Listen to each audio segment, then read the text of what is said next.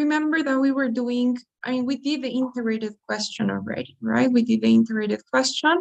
We said that in the writing we have how many questions? 2.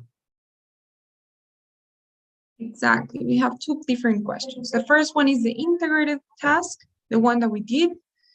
And the second is the one that we're going to be doing now.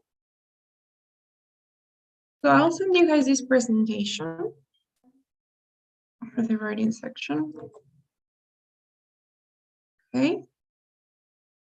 And we'll be doing the second question of the writing section now, which is the new question. Actually, it's something very new, actually, because July the 26th, they started with that question. So it's something very new, but we'll see. It's called writing for an academic discussion. It's a little bit different than what we saw.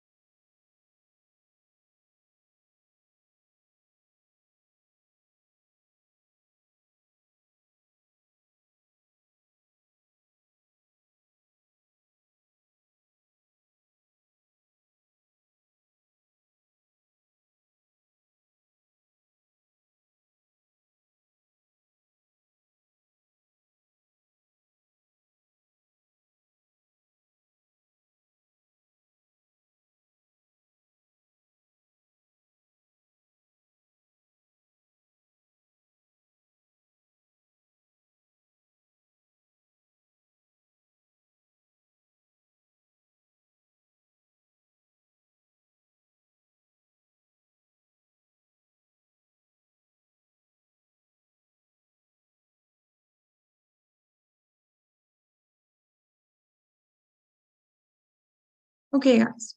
So I want you to watch this video. We're going to watch the video first because it explains very well the format. The format is a little bit different than all of the other questions. So I think it's good to get to see how your screen is going to be like and everything. This is officially from the ETS. So let's take a look at this new writing question.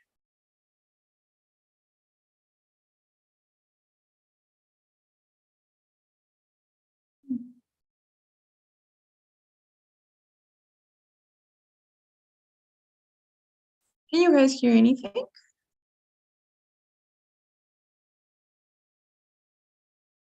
No. All right, I can't hear anything either. Weird. You may have it in YouTube as well.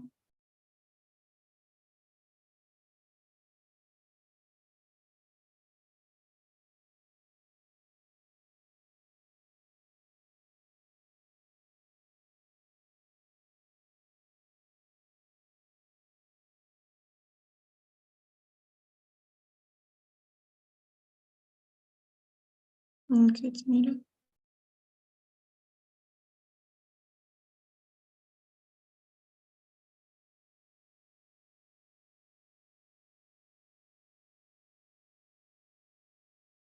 Okay, I got it. Okay, guys, so let's watch this video. Yes, and welcome to Inside the TOEFL Test. Today, we're going inside the TOEFL IBT writing section, specifically question 2, the writing for an academic discussion task. So in the next few minutes, we're going to look at how the question is structured, how to approach the question, how your response is scored. We'll look at a sample response that received a high score, and we'll give you some tips for improving your writing skills. So here's generally what the writing for an academic discussion task will look like. For this task, you're presented with an online academic discussion. A professor has posted a question about a topic, and some classmates have responded with their ideas. You have 10 minutes to type your own post that contributes to the discussion. There's no maximum length for your response, but a good response is usually at least 100 words. So, what is this task asking you to do? It's asking you to write an opinion in response to the professor's question. Your opinion should contribute to the discussion. It should be clear and cohesive, and it should be developed and well supported by reasons or examples. The best way to approach a response is to read the discussion carefully and then come up with one or two ideas you would like to contribute to the discussion. In this discussion, the professor is asking the class to think about important discoveries or inventions other than the computer or the cell phone. One student in the class, Paul, posts about space satellites and the various benefits they bring. Another student, Lena, posts about advances in medical science, particularly the discovery of vitamins. And now it's your turn to provide your own contribution to the discussion. You could take some inspiration from one of the other posts and write about other advances in space technology or medical science, or something completely different, like how the invention of shipping containers made transporting goods around the world a lot cheaper, or anything else that comes to mind, like television, DNA, or plastics. Start by introducing the invention, and then explain clearly why you think it is important, just as the professor has asked in the question. When you give your opinion, you may refer to one of the other student posts to agree or disagree, but make sure to use your own words and phrases. Don't just copy what the other students have written. Before the test, make sure you understand what the raters are looking for and how each question is scored. Responses in the writing section will each be given an overall score from 0 to 5. For question 2, the writing for an academic discussion task, the raters are looking for 3 main things: relevant and clearly developed ideas, variety in the use of language, and a correct use of language. First, relevant and clearly developed ideas. The raters are looking for ideas that contribute to the discussion and are well supported by reasons and examples. If you just use a lot of words and sentences that are not well connected and do not support each other, or that don't add up to a clear point of view, or if you develop empty ideas, you'll receive a low score. Second, variety in the use of language. The raters are looking for evidence that you can use a variety of structures and vocabulary. The variety should be natural and support your ideas. If you try to use varied structures or vocabulary without a good reason, that will not help you get a high score. The third criterion is a correct use of language. It is important that your use of grammar is strong and consistent, that your word choices are correct and appropriate, and that your spelling, punctuation, and capitalization are correct. Your writing doesn't have to be absolutely perfect to get a top score, but the few small mistakes you may leave behind have to be typical of competent writers writing under timed conditions. And don't try to create an answer by memorizing sentences or paragraphs on various topics before the test, and then trying to relate them to the topic you receive, because the content won't be appropriate, and you'll just receive a low score. You can see exactly how your responses are scored by looking at the Writing for an Academic Discussion rubric, or scoring guide. The writing rubrics can be found on the TOEFL website.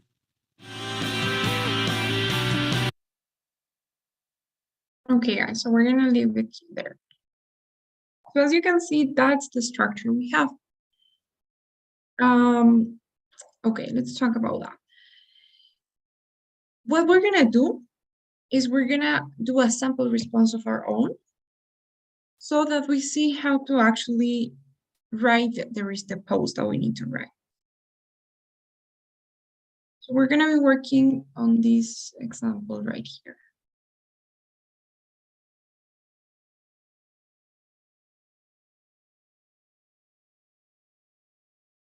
Okay. So as you can see, and as you probably heard from the speaker in the video, this is a debate, right? This is an online debate or an online discussion. So what you guys need to do is imagine that you're part of this class, because it's a class, it's like an online class. And in this debate, you have the instructions on the top. It says, your professor is teaching a class on political science. Write a post responding to the professor's question. In your response, you should express and support your opinion. So you need to answer the question talking about yourself, your own opinion. But you also need to make a contribution to the discussion. So that means that you need to be part of this discussion that's going on here. You can't completely separate your response from everything else. And then they talk about the word count, right? Which we're not really gonna consider much. Now, the first thing that you guys need to do is obviously read the question. You need to read what the professor is asking. Now, what I would recommend is that you don't read everything, because most of the time you won't need to read everything. The question is always at the end. You know, in this case, you can see it here. It's always at the end. And everything else is just some sort of introductory, I don't know, introductory information that is not necessary. So let's read the question.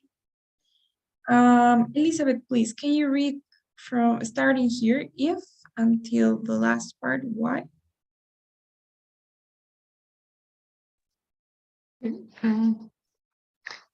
If you had to choose between prioritizing economic growth or protecting the environment, which one would you pick? Why? Great. So that's the question. If you had to choose between prioritizing economic growth or protecting the environment, what would you choose? As you guys can see, this is an open question, right? Because there are many possible answers to this question. However, we already have a few responses. We need to also read them, because you can repeat you can start writing your post without reading, because what happens if you're repeating the same ideas?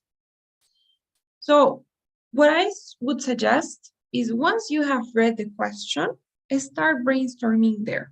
Start thinking about your possible response. So what would you guys say about this question? How would you answer it? If you had to choose between prioritizing economic growth or protecting the environment, what would you choose? Elizabeth, what about you? Which option would you choose?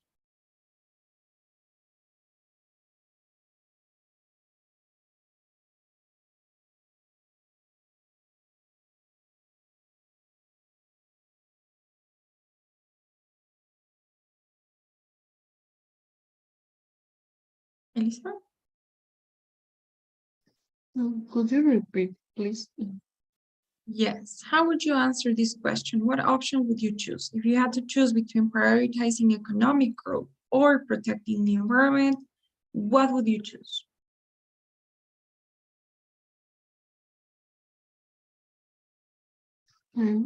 Protecting the environment. Okay, and can you tell me why? Can you think of one reason why you would do that?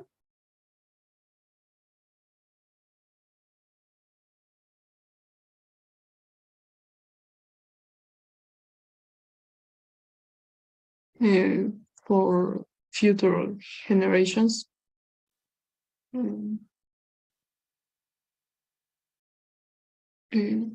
Well, best word. I'm sorry? For future generations? Sorry. I'm sorry, can you repeat, please? Why?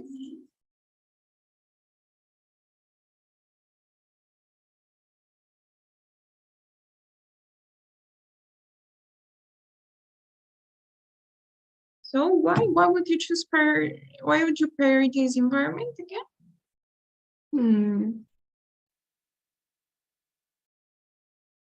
Because to leave them a better world for future generations. Okay, great. To leave a better world for future generations. I like that. What about you, Christian? How would you answer this question? Yes, me too. I would prioritize protecting the environment because it's more values and our existence depends of that, of the environment. Okay, good. So yes, we depend on the environment. Nice. So now that you've thought about your possible answer and a possible reason, you can start reading whatever the other students have written, right? Because these are other responses from your classmates, from other students.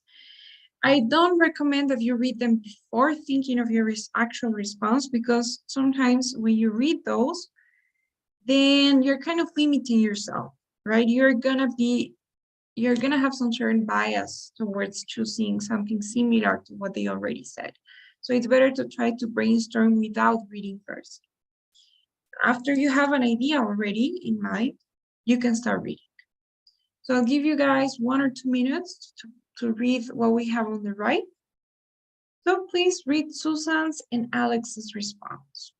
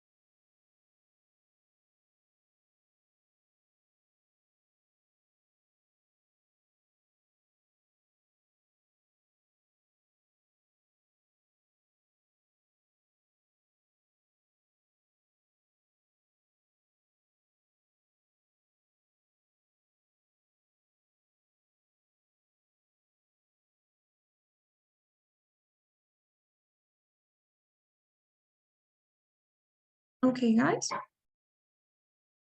So what is Susan's response? What is her opinion?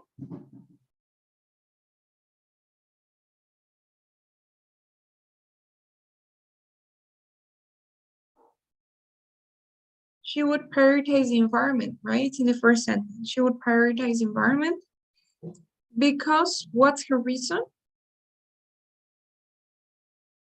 We only have one planet.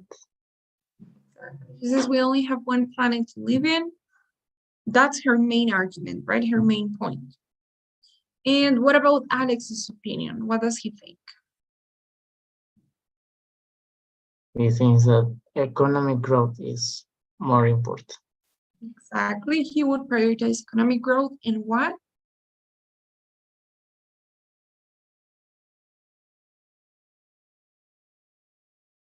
Why would he prioritize economic growth? Because it's the only way to solve social problems or economic problems. He says that by prioritizing economic growth, so social problems, economic problems, and he also has he also says that by doing this, people can eventually in the future develop new technologies that could solve the environmental problems, right, we're facing. So that's his point. It's important to prioritize economic growth because that way we're gonna solve social and economic problems, and in turn, maybe in the future, that might actually help solve the environmental problem as well. Okay, guys. So that's what you have to do when you're reading. Mainly just try to identify each person's response and each person's opinion, and their reasons. Most of the time, you guys will always have one female and another male student, and they always have different opinions. They're always going to have different opinions. So you have like one of each side. Any questions so far?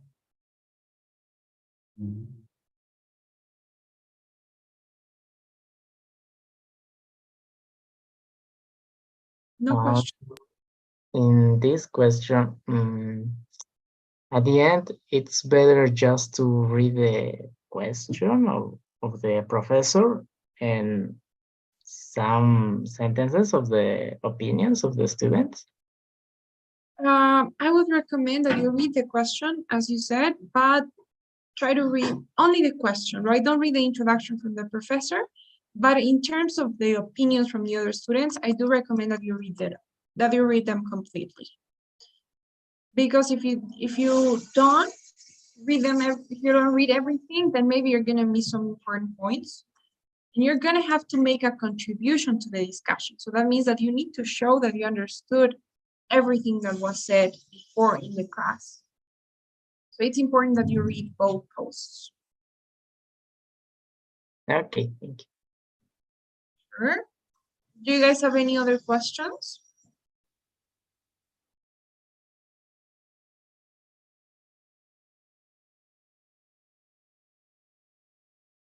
Okay, guys, so let's see how we actually have to answer this question. We're gonna have this template here. Okay, here's our template. So what we're gonna do is we're always gonna agree with one student, always, okay? That's gonna be our format. We need to agree with one of the students. Could be Alex, it could be Karen, but we need to agree with one of them. And what we're gonna do is we're gonna say that we agree that we have the same opinion, but you guys need to contribute to that opinion. So you need to add one more reason to whatever they already said. Okay, that's the only way in which you're gonna show that you understood the content, but also contribute with something different, right? Something original from you. So we have these elements here. We have 7 elements, okay? The first sentence is gonna be like an introduction where we state our opinion. Then we're gonna summarize one of the students' points. We're gonna add our own reason, summarize the other student's point, and we're gonna challenge that point. We're gonna object to the other student's point. And finally, we will elaborate on our idea and conclude or finish the post. So I want you all please to screenshot this part. Not this one here, hang on. This, so you can have access to it. And I don't need to be continuously showing this slide.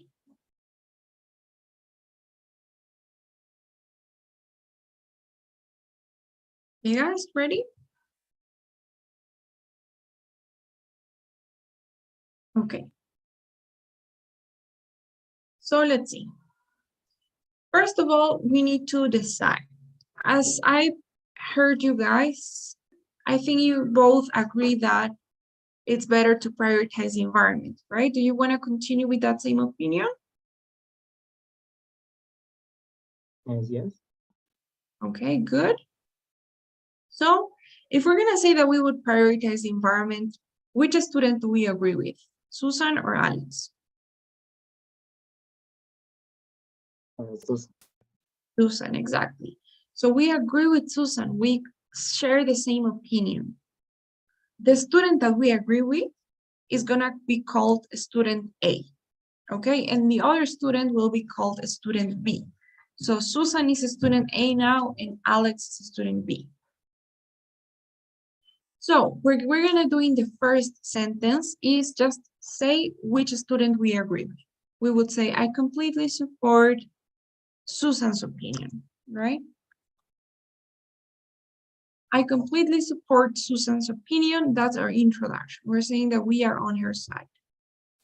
And then the next part that we have to do, the next element, is to summarize Susan's main point, Susan's main reason, in other words. But when I say summarize, I really mean summarize. You can't copy and paste. You can't copy everything. You're supposed to find a way to express her main point in one clause, you know, something simple, something easy, something short. So you guys said that Susan's main point was that we only have one planet, right? We only have one place to live in. So we're just gonna say that. We're gonna say, besides the fact that, and now we're gonna summarize Susan's main point, which is that we only have one planet to live in, right? So besides the fact that there's only one planet, Earth, or there's only one planet we can inhabit, maybe.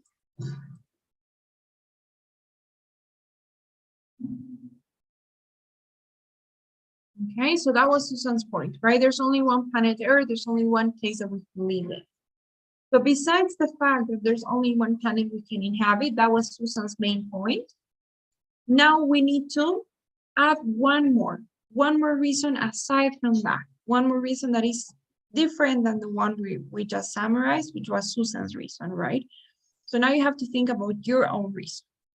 So what do we say? What is going to be our reason?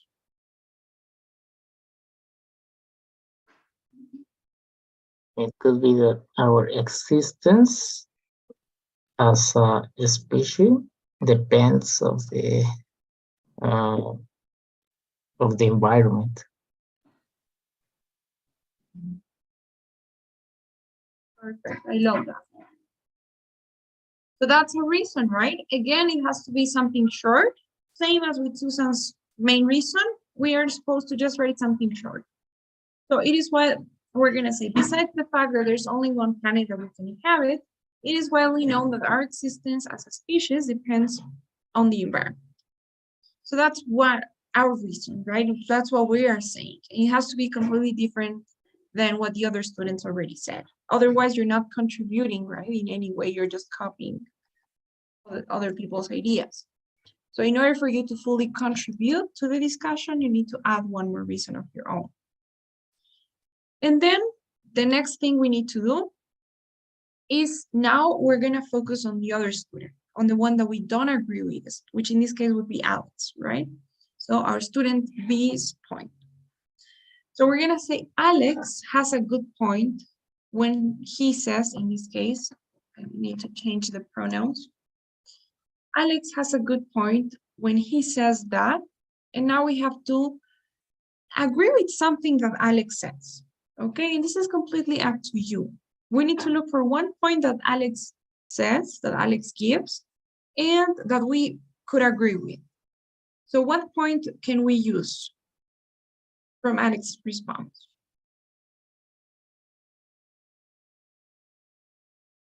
Maybe that it's important to solve social and economic problems like poverty or reduction of jobs. No, creation of jobs. Creation of jobs, okay. So we can say that Alex has a good point when he says that instead of it's important, we say that it is of paramount importance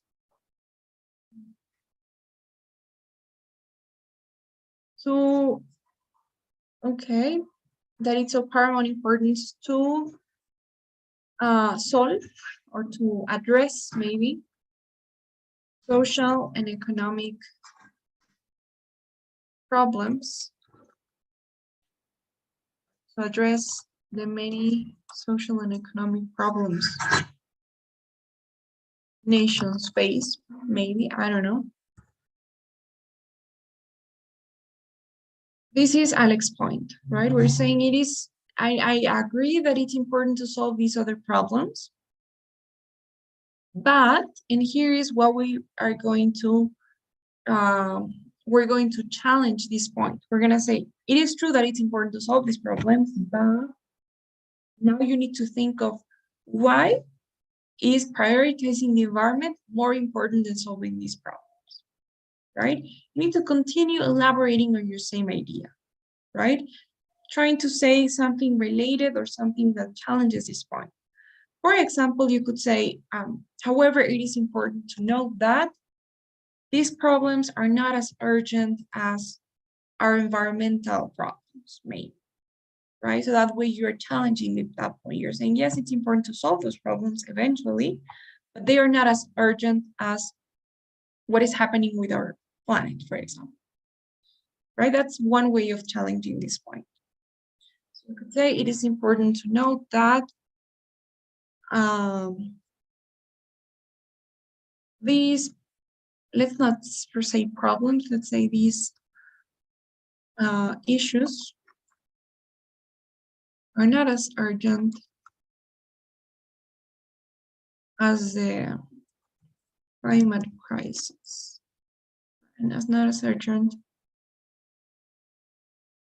as the devastating, maybe, or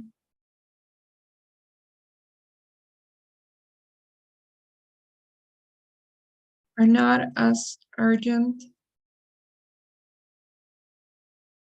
as, okay, let's just say as the climate crisis. Okay, maybe, I don't know if I like it. But the important thing is that you challenge this point, right? You're saying it's true that we need to solve those problems, but they're not urgent the way that climate crisis is. And then you need to start elaborating more on that idea.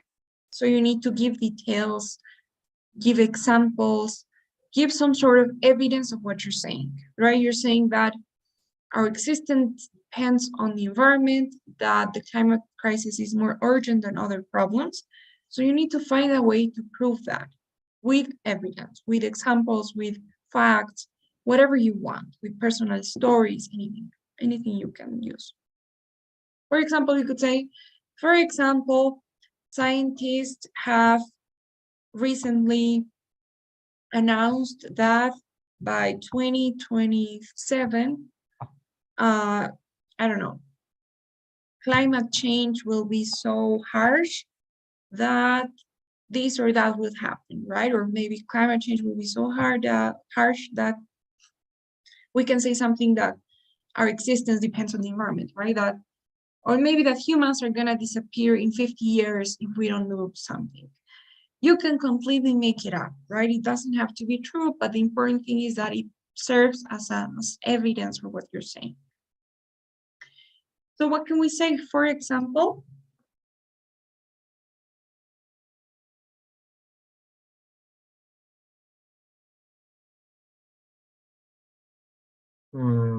For example, that currently there are many droughts in different countries, and also forest fires that are threatening and already killing many people and threatening the food production. okay.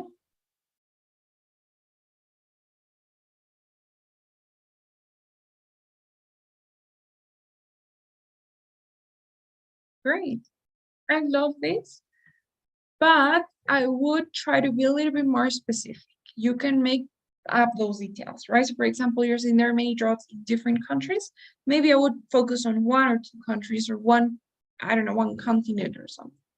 So there are many droughts happening in South America, right? For example, you could say, or in countries from South America. And you can say, plus, I don't know, recently there have been around, I don't know, there have been forest fires destroying around, maybe you could make up a number, right? You could say around, I don't know, 100,000 kilometers in the Amazon, for example, right? You could say something like that. Killing, instead of saying many people, you could make up a number. Causing the death of more than 5,000 people, let's say. I think I'm exaggerating a little bit, but saying something like that, and threatening food production, or maybe you could say, and this has reduced food production in 20% for South American people or for Brazilian people. Or maybe that's what I would do. I would add more details, and they don't have to be true. Again, you know, you can make it up, as long as it sounds plausible, it sounds convincing. Okay, guys, maybe that's what I would do. And I guess that that's also gonna make it a little bit long. So what can I say? What do I change here to make it a little bit more specific?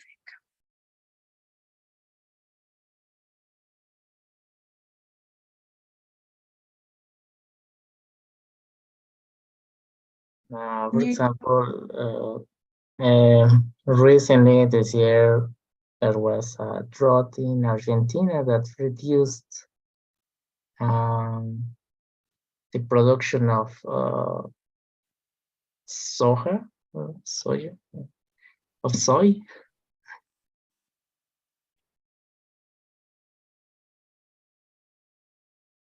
Okay. The reduce production of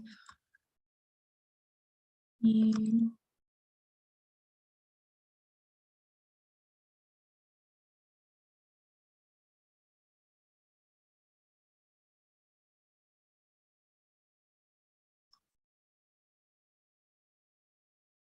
okay, you can say there was a severe drought in Argentina caused. Okay, we already said climate crisis before, right? Climate change or due to. Okay, it's not necessary. 25% leading to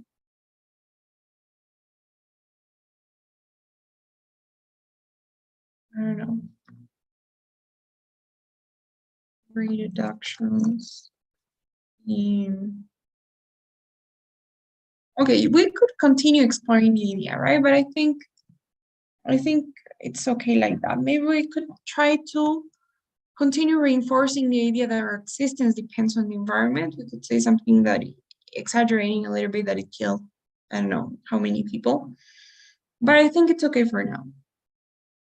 And we could also mention the forest fires, right? Plus or besides, and we could say the forest fires, the uncontrolled forest fires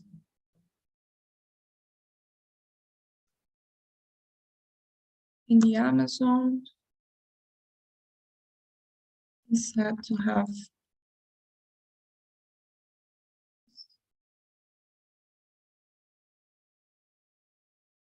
let's say 150 and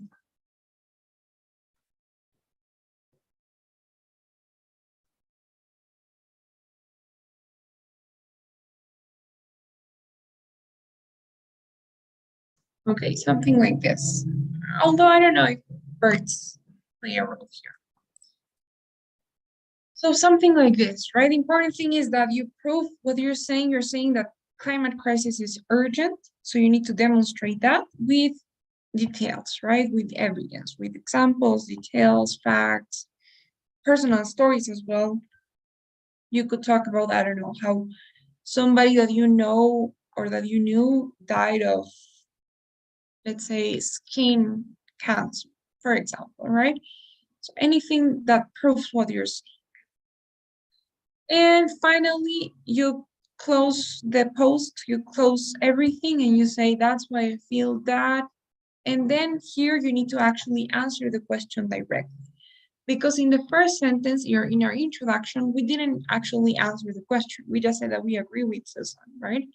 So now you have to go back to the question, read it again, and answer it more directly. So the question was, if you had to choose between prioritizing economic growth or protecting the environment, which one would you pick? So we try to answer that question in the most direct way possible. And we'd say, that's why I feel that prioritizing, that's why I feel that I would, that if I were a policy maker, let's say, I would prioritize the environment, or maybe protecting the environment will be my first priority, right?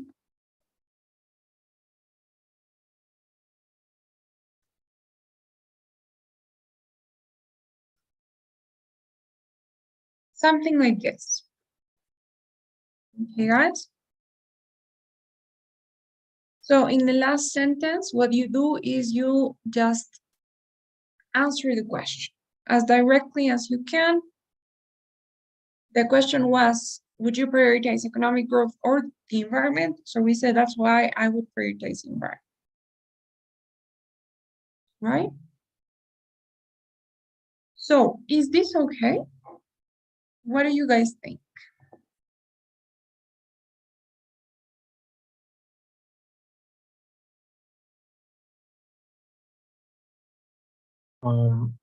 When you elaborate the your own idea, how many examples is it necessary to provide, or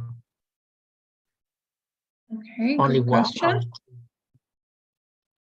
I think it depends. When you elaborate on your idea, you need to try to find a way to reinforce your idea as much as you can.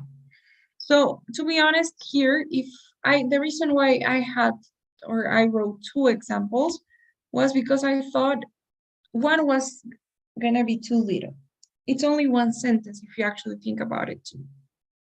But if it were one example that's longer than the one we have here, let's say it's a personal story, so it has more details, it's a little bit longer than this one, then one is okay.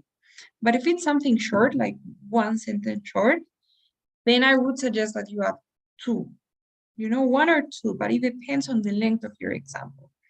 In this case, each example is short on its own, so I think the two of them do a good job in complementing each other and creating more of a complete response. So it depends on the length, I would say.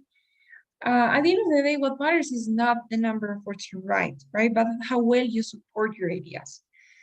So one or two examples depending on the length, again, and depending on the depth of the examples too.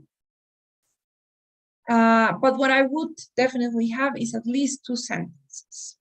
If it's gonna be one example, fine, but make it two sentences.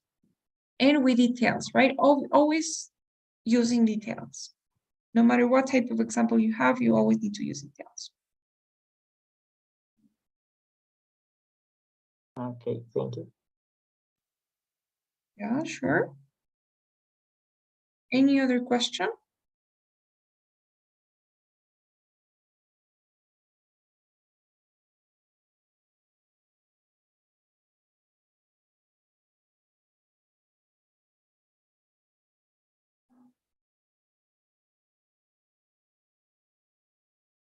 Hey guys, great. So this is the template. I'm gonna send you guys this presentation too. Although I think I already sent it, right? It's the total preparation one where you have the speaking. Well, at the end, you have the writing part. Okay, guys, no questions really? Everything's clear?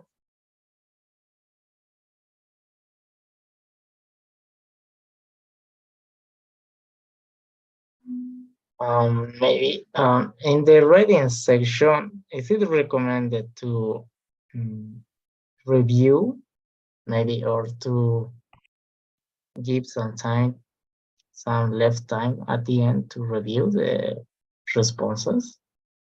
Yes, completely. It is totally recommended if you have extra time, right? My suggestion for the writing is always going to be the same. In the beginning, the best thing you can do is finish the essay, finish your response in this case, not necessarily the essay, but you need to finish. So write without thinking too much, without correcting your mistakes, without making it perfect. Just write whatever comes to your mind. And then, yes, leave time for the end so that you can review and check and correct and make changes and review grammar and vocabulary, the ideas, the content, everything that you need to review. But yes, it is totally recommended to leave some time till the end.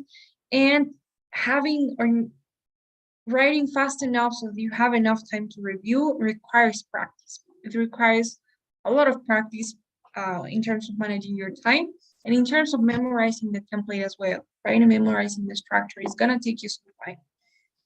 But it is possible to do it in even less than 10 minutes. Same thing goes for the integrated writing.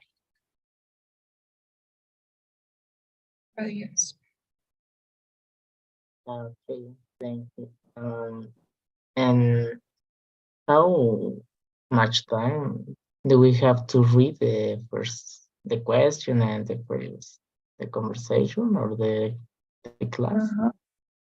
Unfortunately, you have 10 minutes for everything except reading instructions. So they will read the instructions, and then you have 10 minutes to read the question, the two posts from the other students, and to write your own post. That's why you need to save time when reading, right? I don't recommend, as I said, just read the question very carefully, and then read the students' opinions, right? The students' posts.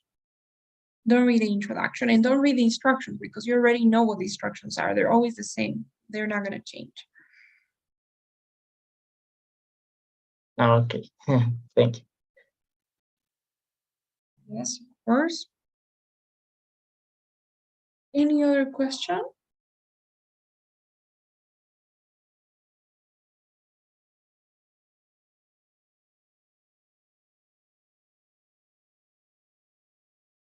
Okay, guys. So, Christian, you were asking me if you could still write the essay that we were doing last class, right? Yes. So, yes, of course you can. What I'm going to do is I'm going to send you guys the instructions for that assignment, but it's going to be due tomorrow night. So I'm sending you guys the instructions. This is TOEFL.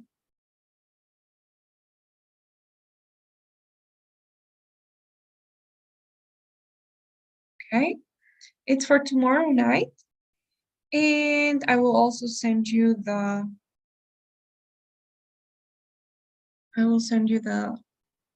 document containing the passage and the listening part. Okay, but yes, you can totally do the assignment. And this goes for everybody that was in class. Yes. Okay. So I'm sending the document.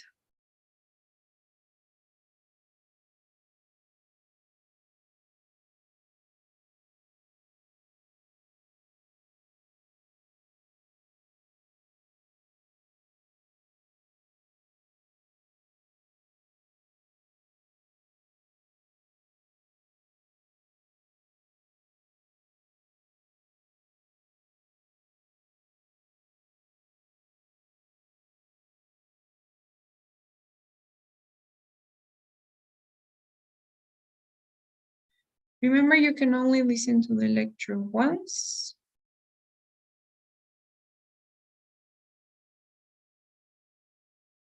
So, and as for this one here, for the writing for an academic debate, we're going to be practicing tomorrow. So since it's just 10 minutes, so we're going to do it in class. And you guys will send them to me. And I'll also give the other students maybe who don't join the opportunity to hand in the assignment as well. But yes.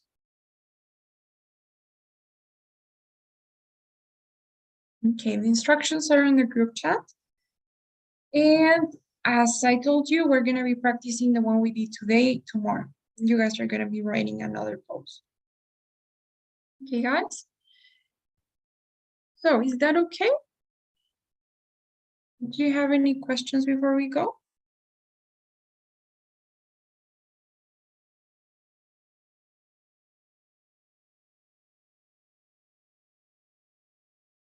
Okay. So the lecture is also in that document. Yes, you have a link with and it's a drive file, so yes, it's there. Okay. Great. Thank you. Of course, guy. Any other question?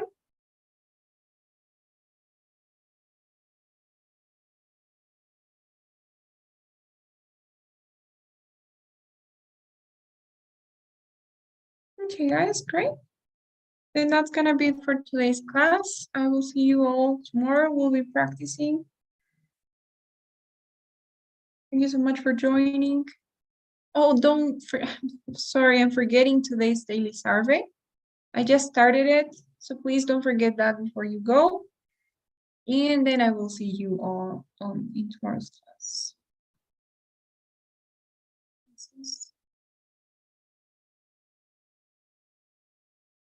Okay, thank you very much. Bye bye.